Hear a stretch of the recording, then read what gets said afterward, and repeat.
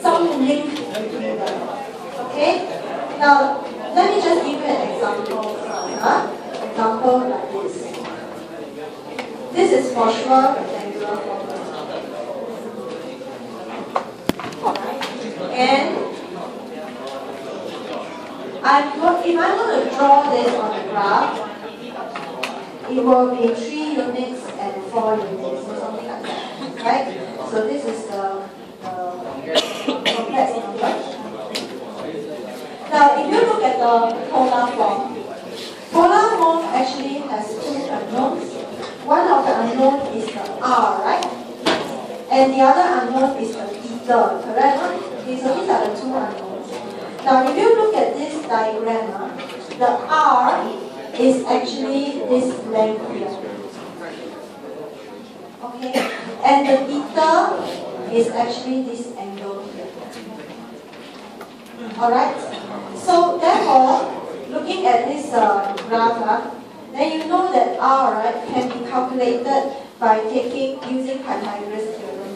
So, if you draw a triangle like this, right? So it will be square root of 3 squared plus 4 squared. Do you agree? Yeah. So it is equals to 5. Now the theta, right?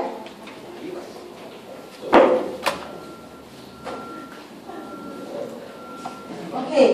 As for the theta, if you look at this triangle, the same triangle, you can figure out that tangent theta is opposite over adjacent.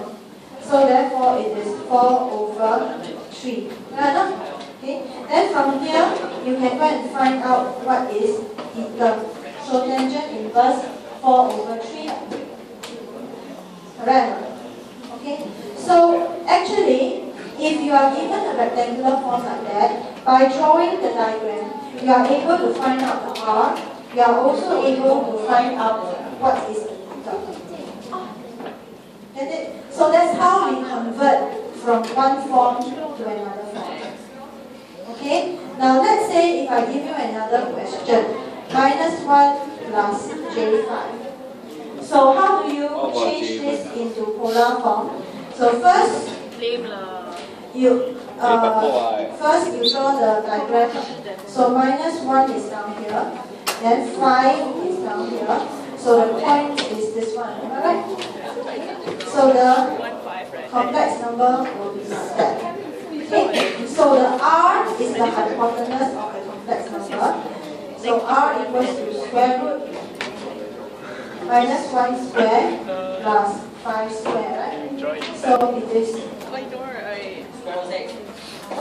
square root of 26. Right? So R will be square root of 26. Now, as for the theta, this is the theta. Okay?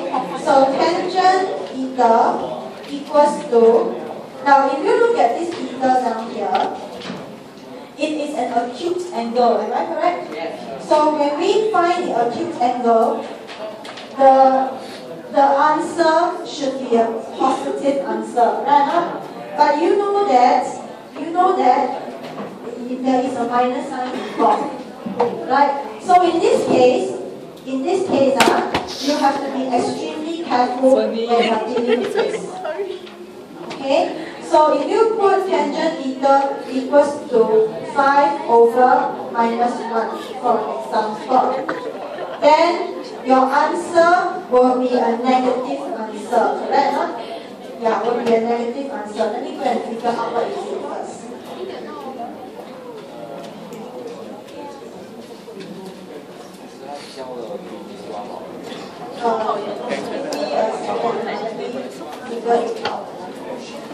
So tangent inverse minus so the answer is -38.7 degrees. Now, if you look at this, it doesn't make sense. It doesn't make sense at all. Because -38.7 degrees is in the 4th quadrant. Okay? So when you have negative signs like this, you actually have to draw out the diagram and try to find the answer. So in this case, the answer should be down here, isn't it? It should be more than 90 degrees. So therefore, the actual answer for theta is 180 minus 78.7 degrees. And you get minus 78.7, so it's 101.3 down. Alright, so therefore, minus 1 plus j phi in,